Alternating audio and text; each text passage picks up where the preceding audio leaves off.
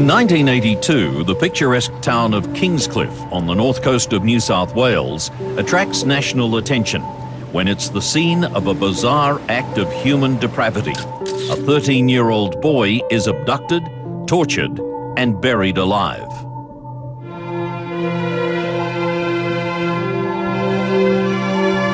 He's stabbed a total of 30 times, and every part of his body is defiled by his captors.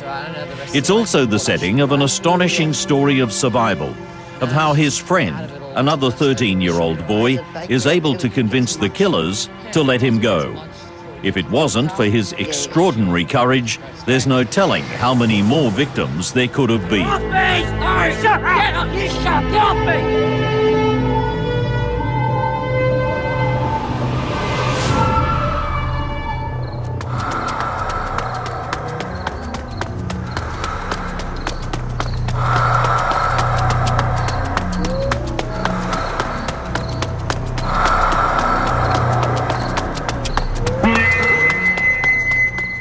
I can remember waking up and my brother bashing on the door going, he's getting off tap, something happened, and my mum and dad come out and they're going, what's wrong? And oh, my mate's been murdered or something's happened, and I was like half asleep, you know. It's a cool autumn night when 13-year-old Terry Ryan is driven to his home in the Brisbane suburb of Marsden. Terry is breathless and shaking, and what he tells his family can only be described as horrendous. Accompanied by his mother, Terry is taken to the local police station, where he repeats his ordeal to Queensland CIB detectives. So, how did you first meet these men? When me and Peter were hitchhiking along the main road. The detectives listen intently as Terry describes in detail what he and another young teenager, Peter Aston, have endured that afternoon. And the bloke under the bonnet, he told us to hop in. Terry tells how they're abducted at knife point by two men, driven over the border to New South Wales, and in bushland near Kingscliff, just south of Tweed Heads, how the two men sexually molest and torture Peter Aston. I was covered in blood. I had bruised black eyes. They thought that I was trying to come up with some story to let Peter get away. They thought that I was making up a concoction story. Unsure of what to make of Terry's claims, the Queensland detectives take him and his mother to Tweed Heads police station. There, they meet up with the Detective Senior Constable Mark Ferguson. They had this young kid, 13-year-old Terry Ryan, with them, and Terry was telling the story about how he'd been with his mate, Peter Aston, who'd been bashed really badly and tortured. Get off! Shut up! Well, we chatted to Terry for a while, then went south towards Kingscliff. On the way down, we stopped at a place called Faux Park, which is on the riverside, just at South Tweed Heads. And I think he pointed out a bin there. There was some, I think he told us that there was some clothing or something being thrown in the bin, and there was a toilet there that something had been disposed of there.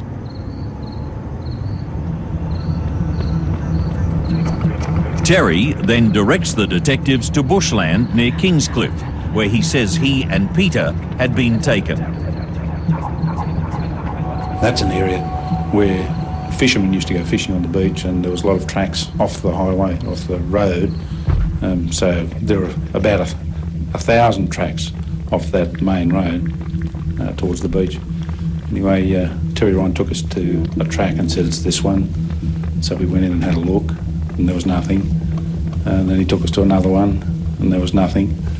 And he took us to another one, and there was nothing. And we're getting a bit impatient with him. And the story was so fantastic, I wasn't quite sure whether to believe him or not.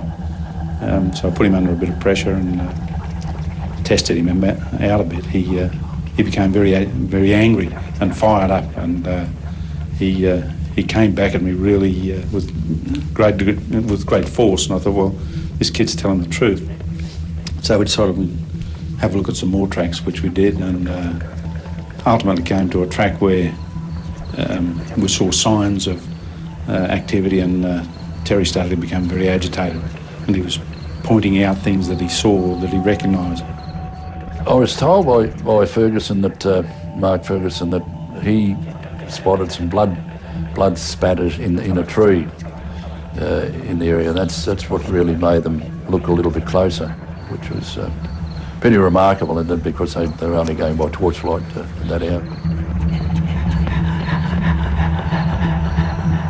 There was a mound, and it was covered with some bush, and we're in a sort of bushy area, low salt bush and stuff near the beach.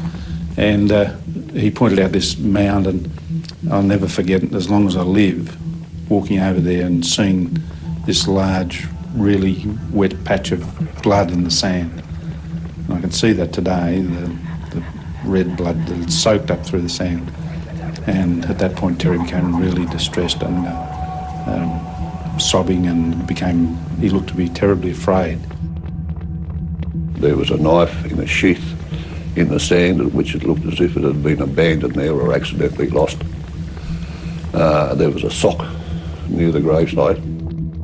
And of course we wanted to ensure the integrity of the murder scene. We established that there indeed was a body in there, so it was left as it was at that stage.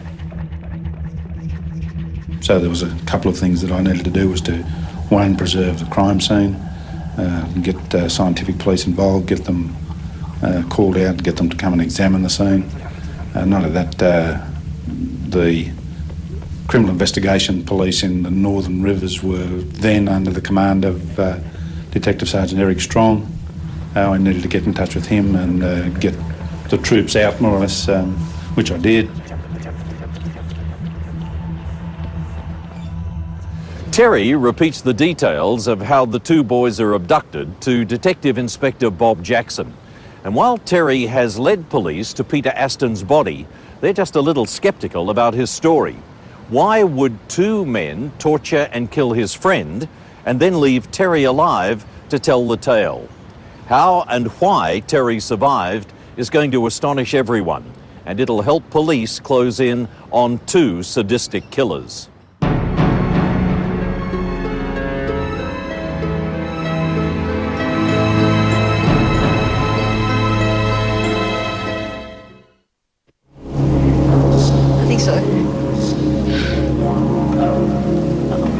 In the early hours of May 5th, 1982, 13-year-old Terry Ryan leads New South Wales and Queensland detectives to a shallow grave in bushland at Kingscliff, just south of Tweed Heads.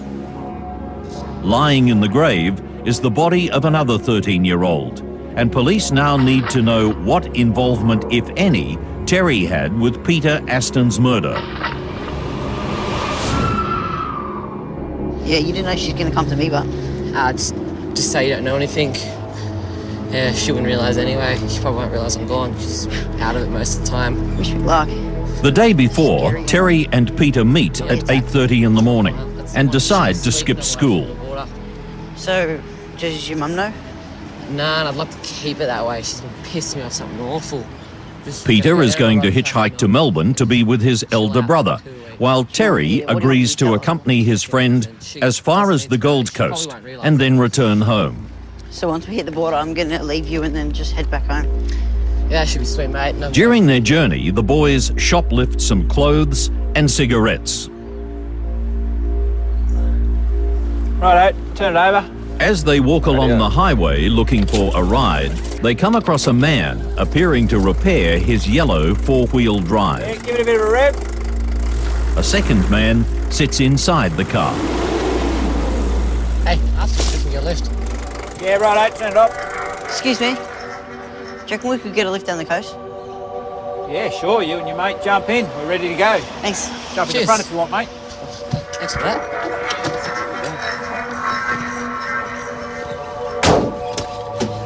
I thought that was something a bit strange when Robin Reid said one of you hop in the front, the other one hop in the back. And I did think that was a bit suspicious at the time, but I was too young to sort of like click on. So where are you going to send? Oh, we're just going up the highway a little way. We should be able to give you get a bit some of the way. Yeah. Oh, thanks. So who's down in Melbourne? My brother. And as soon as I got in the back and we drove off, I had a double-barrel shotgun pointed at my head, and Peter was told if he moved that I would get shot. And then they pulled over and handcuffed him to the behind the seat. The two men tell the boys that they're police before driving off again. During the drive, both men lash out at the boys. I got a few hits in the head with the gun for asking questions. I was told to mind my own business, I shouldn't be speaking. They drove to a narrow strip of road at Kingscliff and drove down a track. They knew where it was because they told us that they'd been there before and committed similar offences before, but let other people go as well. Well, as soon as we pulled up at Kingscliff at the beach, the first thing they did was Reed got out of the car. As Paul got out, I was still in the car, and they pulled Peter out and put thumb cuffs on his toes. And after they did that, they were having gags, jokes, telling him that he couldn't get away. Then they got me out of the car, and I got a swift kick in the groin with steel cap boots on, and I was down on the ground for quite some time. I couldn't talk. Very, very, very sore. Get off me! No! Shut up! You shut up! Get off! Get off! Come on! Leave us alone! Bastard! Leave us alone! Get out of here! And in the process of this was happening, Peter was getting repeatedly punched, kicked, belted around. And it was like it was a game. They were actually laughing, commenting on it, having little chats to themselves. Get off! Peter was screaming. They couldn't shut him up. No one could, there was no houses or nothing around anywhere, so he could scream like no one could hear. So they stripped his clothes off, like virtually just ripped his clothes off his back. And at least over half of the clothing was shoved down his throat. And they used his shirt to tie the gag. While they were doing this, they then took it in turns of stabbing him. Peter was in the middle, and there was Robin at the front, Paul was at the back. And they just took it in turns, stabbing him. Just shut up! Get off! Vulnerable, the men begin to torture Peter. Stop! They also know what they're doing, inflicting severe pain, but not enough to kill their prey. Terry can do little but watch his friend be beaten, abused, and burnt with cigarettes. They bashed him with a shovel, they bashed him with a rifle to the extent that they broke the rifle butt over his head. They put handcuffs on him. They put toe cuffs on each of his big toes to hold his toes together as a form of incredible pain and torture, in my view, at that time. And then they stabbed him repeatedly, burnt him with a aerosol spray can with a match in front of it like a mini blowtorch. And the question was, how have we got this young man? Why isn't he there in the grave next to him? See how he likes this? So I had to try and think very smart and very quickly as fast as I possibly could. And if I couldn't save us both, at least get one of us saved so we could come out and get these guys caught for what they had done. So I ended up using a bit of street talk and said, look... Can I join you? Yeah, sure. Pick up that shovel. And doing some acts that I didn't really want to commit. Nah, not like that, mate. Hold it like this. Get him. I had to bury my friend alive, put him all the sand, dig the hole, put him in it, and cover him up. Go on, hit him again. Hit him.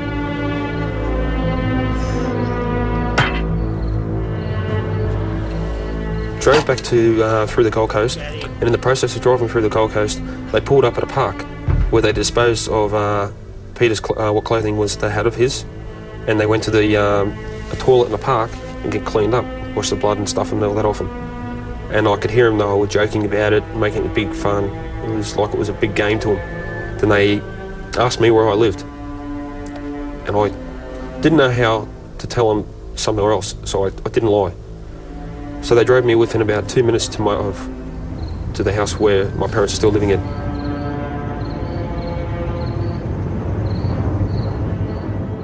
The experience was obviously horrendous for him. And you could feel that he had an element of guilt because at one stage he'd hit Peter Ashton with a shovel, but with no intent to hurt him a great deal. But I think it was an act of survival because he thought that if he did something like that, that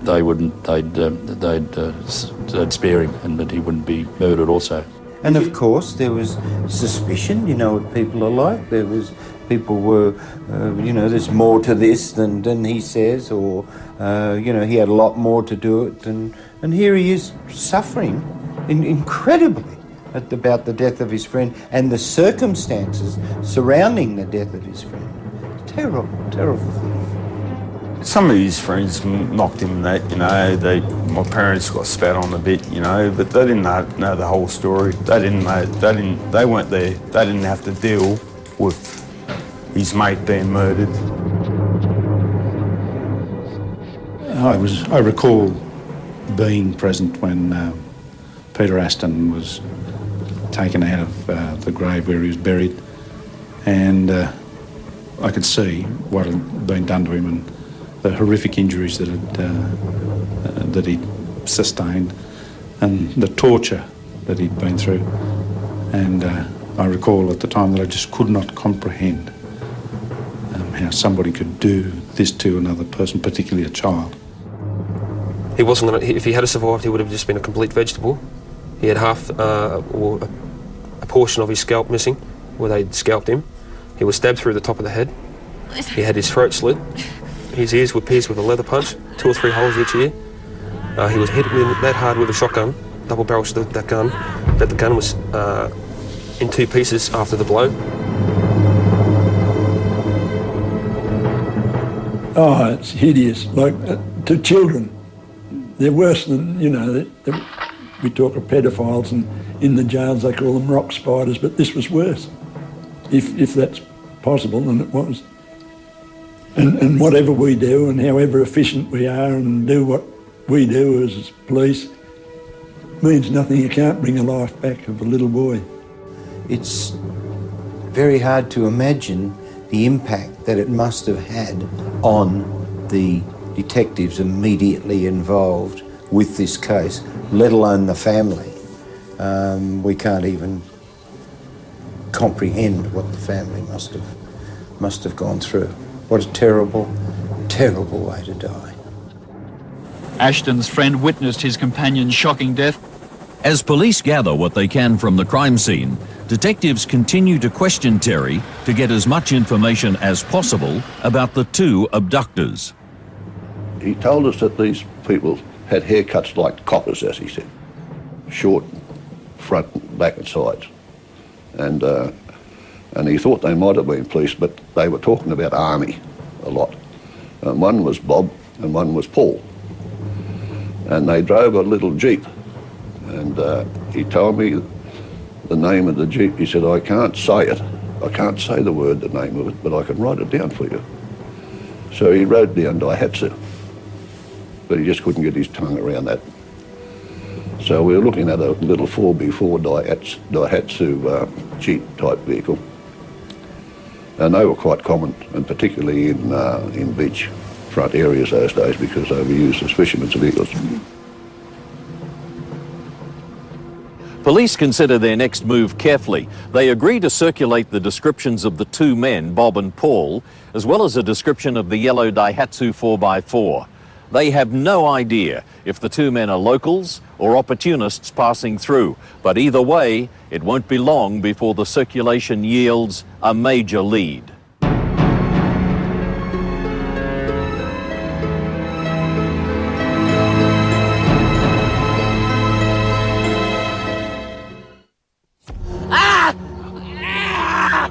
In May of 1982, Queensland and New South Wales police worked together, hunting for 2 sadistic killers who abducted, molested and tortured 13-year-old Peter Aston.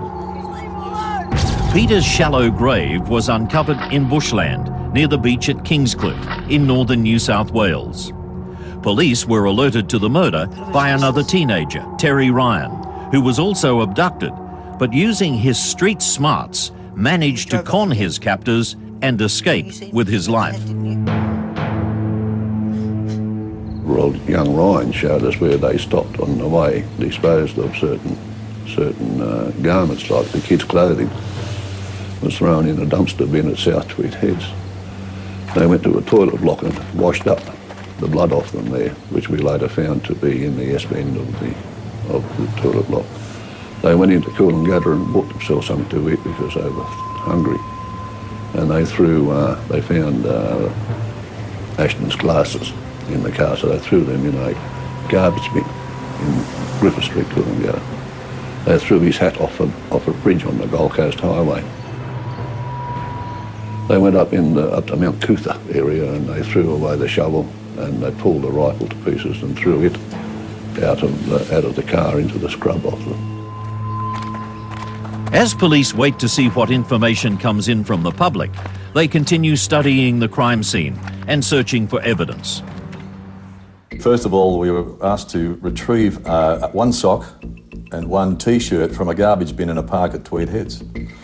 We got to the particular garbage bin that we were going to allegedly find these items, and it had been cleaned out by the council truck only a couple of hours before. We then went to the Stotts Island council tip, and we spent something like 6 or 7 hours going through 25,000 tonnes of rubbish. Unfortunately, it got worse because it had actually been dozed into the tip.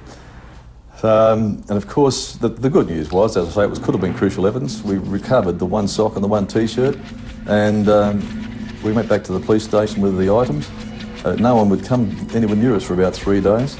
The Queensland Police, they emptied their academy out the next day and took all the recruits out, and they did a drive right through that forest, and they found a shovel, they found a broken shovel handle, they found all the bits and pieces of the gun. So we gathered an enormous amount of evidence. The autopsy report is quickly given to the investigating detectives, revealing the true horror that Peter Aston suffered at the hands of his killers.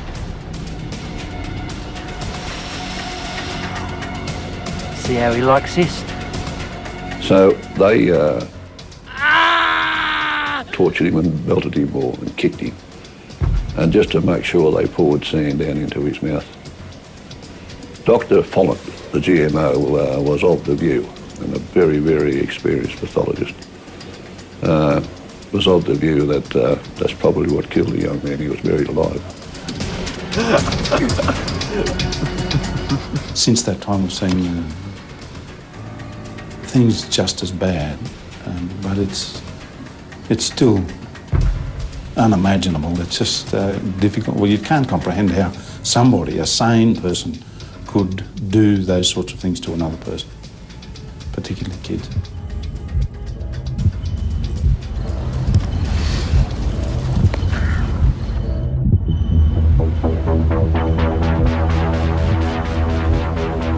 The next day, the boss of the homicide in Brisbane had come and returned to the police station, and he knocked on the door and he called me up and he said, we've just had a phone call from an anonymous person who suggested that the Robin and Paul that you're looking for are soldiers at the Enoggera Army camp. They drive a vehicle the same, and their descriptions are the same. And inquiries led to Enoggera Army Base in southeast Queensland. Police were dispatched to the Army Base, and it was a pretty hot lead, and I think that we've all felt that we're onto them. I then went up to Enoggera and found with Ian Spears and the Queensland Police, and we went to a particular room in the dormitory there, and I found that the place was very interesting, to say the least. We found over 30 knives, there were scalpels, there were swords, there were books of young males in very unusual sex positions and in bondage positions. We found library books. Well, when I say library books, we found books that were either came from a library or privately purchased, which had on the subjects of Satanism, bondage, masochism.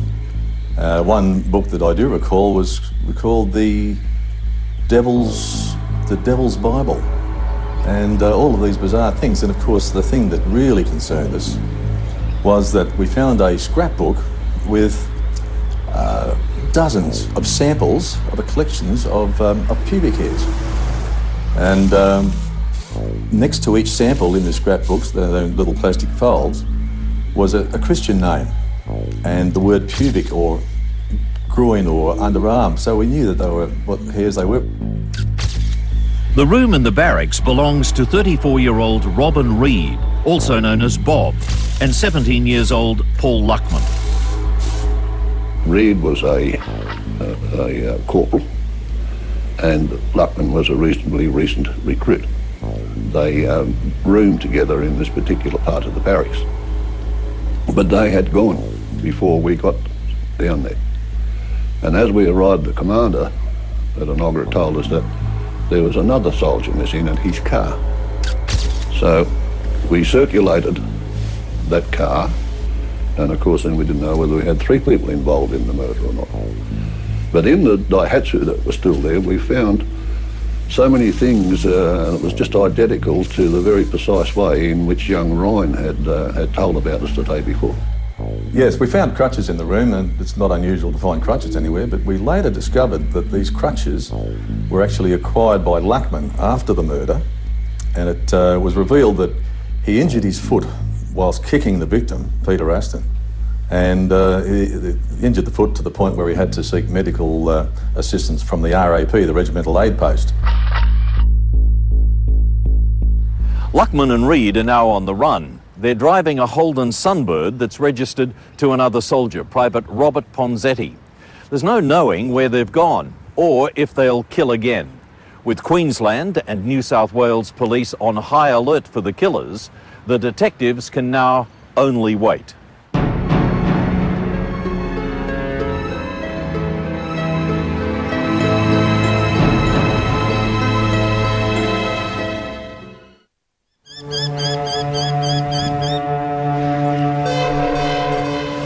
Just one day after finding the shallow grave of 13-year-old Peter Aston, police are on the hunt for his killers, 17-year-old Paul Luckman and 34-year-old Robin Reed. Luckman and Reed are soldiers billeted at the Enoggera Army camp on the outskirts of Brisbane. When police arrive, they find that their 2 suspects are gone, along with another soldier, Private Robert Ponzetti, whose Holden Sunbird they're now travelling in. Their barracks are searched and investigators find knives and gay pornographic material, along with a collection of pubic hairs belonging to a variety of men. And the news from there was that they'd discovered the rooms where these people had been living, and there was signs of witchcraft and things like that, so we knew that we were there. So we gathered up all this evidence. We had Queensland scientific people there with us to photograph it as we took it in situ. So we took possession of that, and while I was doing this, I received a phone call to go to the commander's office, and I'd been told that as a result of it circulating the car of the other young soldier that had disappeared, that there was a young man, a soldier, had presented himself to the Tenterfield police station and told the police that he'd been abducted by 2 soldiers named Rob and Bob, who had told him that they had killed the boy at Kingscliff a couple of days ago. The day after the murder, he was in the mess at the camp, and he was approached by Reed and Luckman and told that Luckman had hurt himself and would he use his car to drive them to the hospital off base. And he agreed to, and they got into this young man's car, leaving the Daihatsu back at the camp at the base. And when they got him in the car and off base, they abducted him with a knife across his throat and told them to drive them. And they directed him to go down the New England Highway. Or a description of them was circulated and their motor vehicle. And the next news we got was that they'd been stopped and captured on the New England Highway and taken to Glen Innes police station. So when we learned of their arrest at Glen Innes, then it was my function to inform headquarters, and I drove up to Glen Innes, where we saw the two suspects as they were at that stage. When the boys got into the car, what was said? The boys told us that they'd stolen some cigarettes, I think 20 packets, and that the clothes that they were wearing were stolen. Robin Reed was, if I recall, in his early 30s, probably about 6'1", 6'2". I remember that I hit him. I don't remember how many times or how severe, but I only used my hand. I'm not normally a violent person. Nothing was said about the little one, but I think I hit him once. Weight about 90 to 100 kilos, very fit, solid, big man. Comparing him to the size of Peter Aston, Aston wouldn't have had a chance of handling a man of his size and fitness. He was very cocky. He treated me with respect. He related to me as sir all the time during the interview. Obviously coming from his military background, that he had to respect people of a higher rank, an officer material or whatever. We said yes, he helped us. Yeah, he was quite easy to interview. He burned the big one with a cigarette, punched a hole in his ear, and he kicked him. I sat there and listened to Reed explain, or try to explain what had happened, and he was trying to persuade us that he'd been hearing voices and that he was perhaps setting up some sort of basis for a defence of insanity. So what did you do with the big one then? Paul hit him with a shovel to quiet him and stabbed him. Then all three of us helped bury him, because that's what we were told to do. And that's all I remember at this stage. At the end of the interview, he pointed to a pen on the table and boasted that he could kill me within a few seconds. And I asked him how he was going to do that. He said he was capable of picking up the pen and jamming it into my ear, into my brain, and I would be dead, which was I thought was quite amusing at the time, because I'd also spent some time in the army and I knew that what he was saying was rubbish. Yeah, he was just fooling himself, and that's the sort of fellow he was. Okay, Paul, can you tell me what happened first? Well, Luckman, of course, protested his innocence to start with, and of course blamed the older man, Reed. But there's no doubt that from the evidence that Luckman inflicted more brutal injuries on the victim than Reed himself. And certainly there's evidence that when they put the young fellow in the grave, and it's believed by after the post-mortem that he was probably buried alive, he actually heard a gurgling noise come from the victim, and he shoved sand and dirt down the boy's throat to virtually to finish him off. And then they covered the body up. And Bob then covered him up.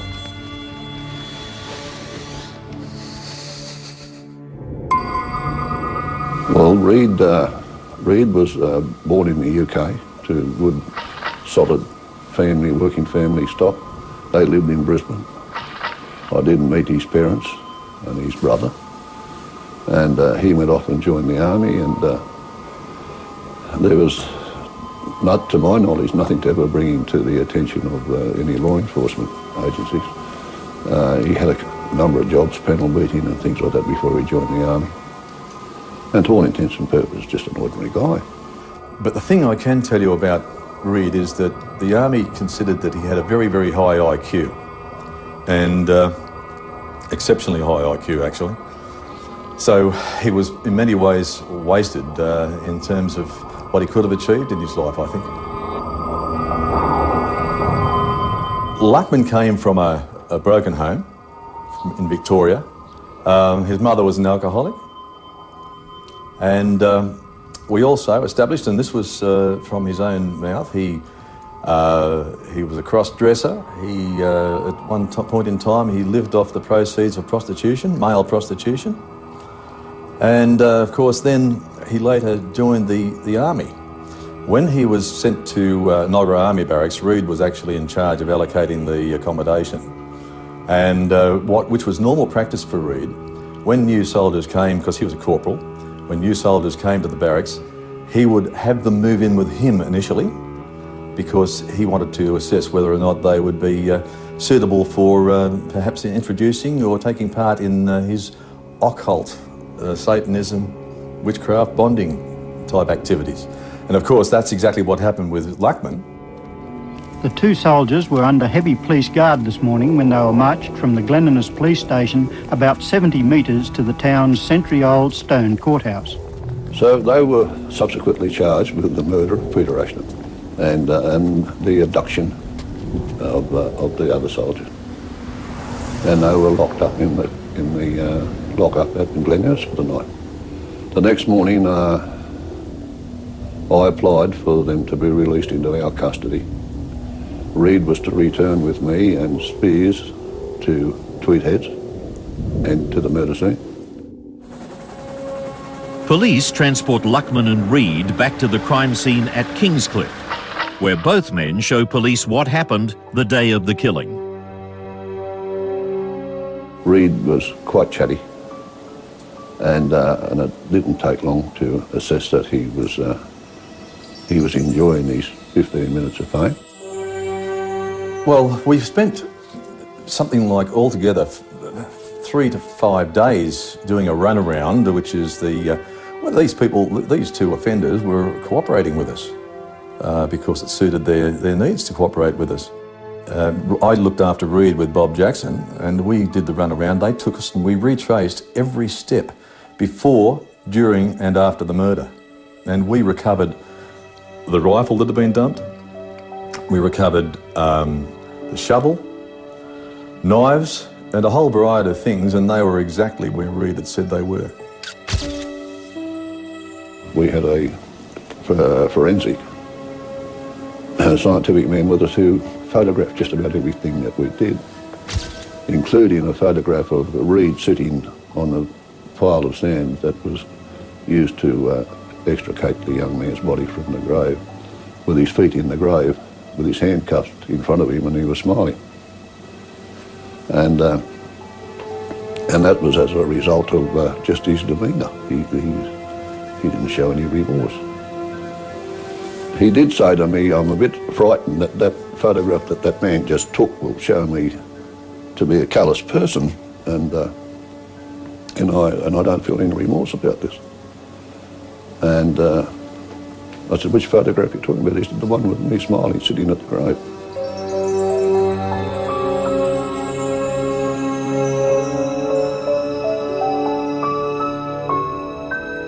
A date for the committal hearing is set, and the investigators are satisfied that they have a solid case, despite Luckman and Reed trying to blame the other as the instigator. But police haven't heard it all. The media coverage surrounding Peter Aston's murder brings out information of an earlier abduction and a very lucky escape.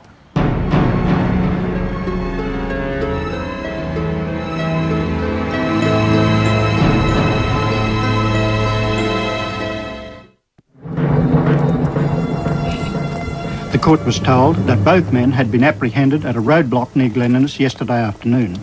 Police said they had established the roadblock after another soldier from the Enoggera Army camp in Brisbane had told police he had been abducted by two men who had released him near Tenterfield, nearly 100 kilometres north of Glen Innes.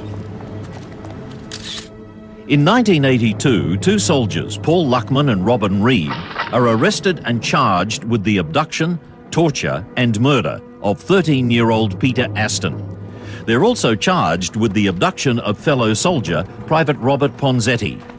Luckman and Reed have yet to appear at the committal hearing when police receive information of an attempted abduction just days before Aston's murder. We received a phone call, one of our crew did, from a young man named Bruce, who was subsequently interviewed, and he told a story that he was at a nightclub on the Gold Coast a couple of nights beforehand, and he met these two guys that fitted the description of Reed and Luckman, and they took him to an area that he couldn't identify, but it was similar, somewhere down near the Coolangatta airport. They let him go and they told him if he could get away, he'd live. And Reed stalked him through the scrub with a bow and arrow. This young man, obviously, through fear, had induced an asthma attack. When I later spoke to Reed about it, he said he has been an asthmatic, and he felt sorry for the kid and took him home. And the young fellow was smart enough to screw an arrowhead off of an arrow shaft and keep it.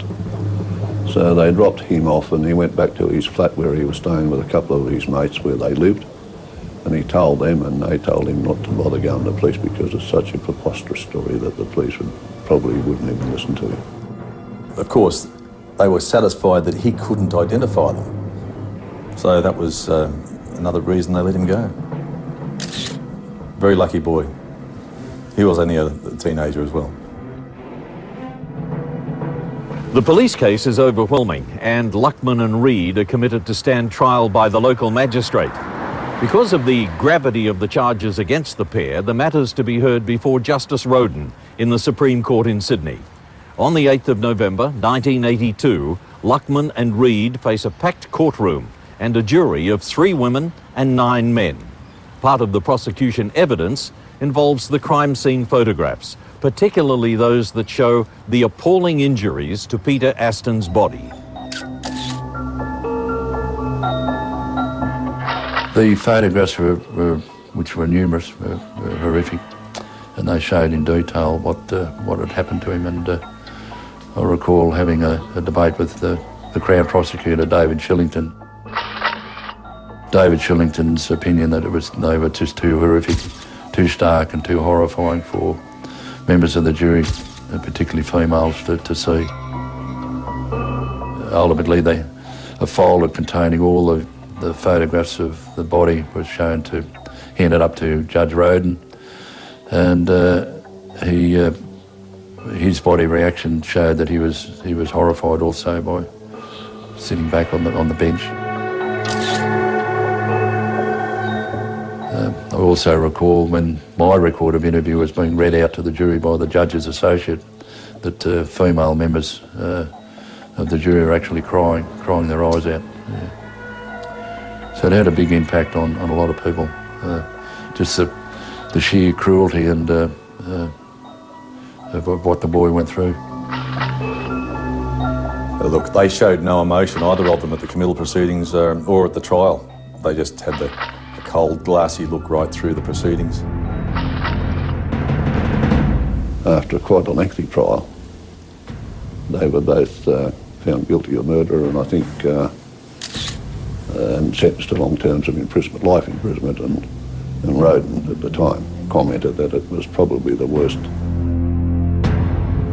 crime of that nature that had been committed in this state for many, many years. Today in the Supreme Court, Mr. Justice Roden described the crime as one of the most brutal and sadistic ever seen in the state.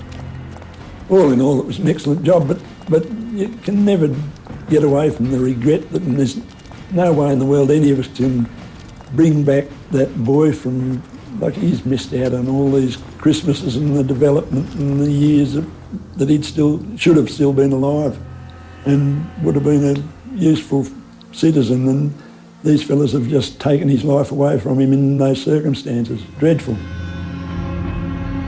I'd confronted victims of road trauma, of accidental death, of suicide.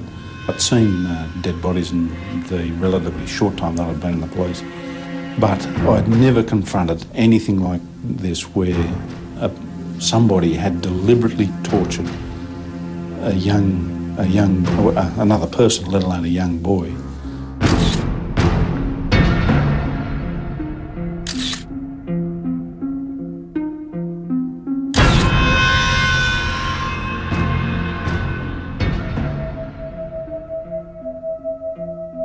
Paul Luckman, he underwent a sex change operation, a full sex change operation in 1990, and he effectively assumed the identity of a woman from that time.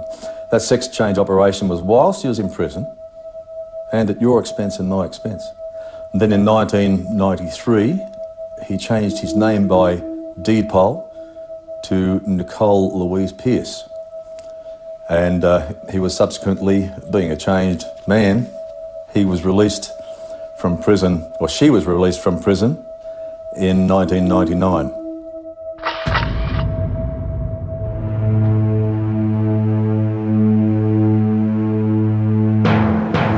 It is murder, isn't it? I understand that Reed's still in jail, and that's where he should stay, but that's up to the authorities to decide when he's going to be released. But I would imagine Reed would be close to 60. I wouldn't be surprised if Reed was ever released that he would probably reoffend. You know, he's the worst one, Reed. Well, they shouldn't let him out. He's a psychopath killer. He's killed a kid. They let him out. What, he's not going to kill another kid? He's not going to kill one of my kids or one of your kids or any kids, you know? He's a psycho. He's ruined my brother's head for life. What he said, had to do, he's ruined his life. And my parents' life. If the parole board actually understood how vicious and how bald these guys were. Get off me! If they had, it wasn't a video. It was real life. It was actually happening. And what these guys did. See how he likes this? They don't have the right to be alive. The death penalty should be in Australia for these sorts of vicious crimes. Please don't, please. Terry, help! Terry, help! If they were in America, they'd have been dead now. I believe that this crime, and I believe that Robin Reed was the main instigator of this crime, is so bad that the fact that he was sentenced to 24 years in jail is not enough. He's been there for his 24 years. He's been there another 3 years. Every year he comes up for parole review, and it's been rejected every time. Having written about every case of never to be released in Australia, I believe that this case is as bad as any of them, and I believe that Robin Reed should be kept in jail for the rest of his life and should never be released. Get off me! I told you to shut up! Peter! Riley! Peter!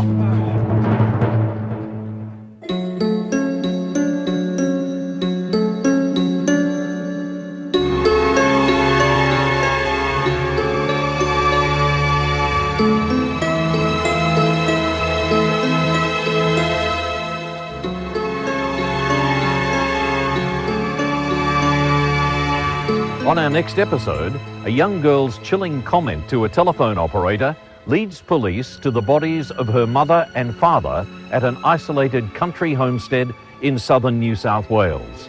Initially labelled a domestic murder-suicide, the case quickly evolves into a baffling double murder mystery, with the killer being found through some brilliant detective work. Don't miss The Mystery of the Homestead Murders next month on Crime Investigation Australia.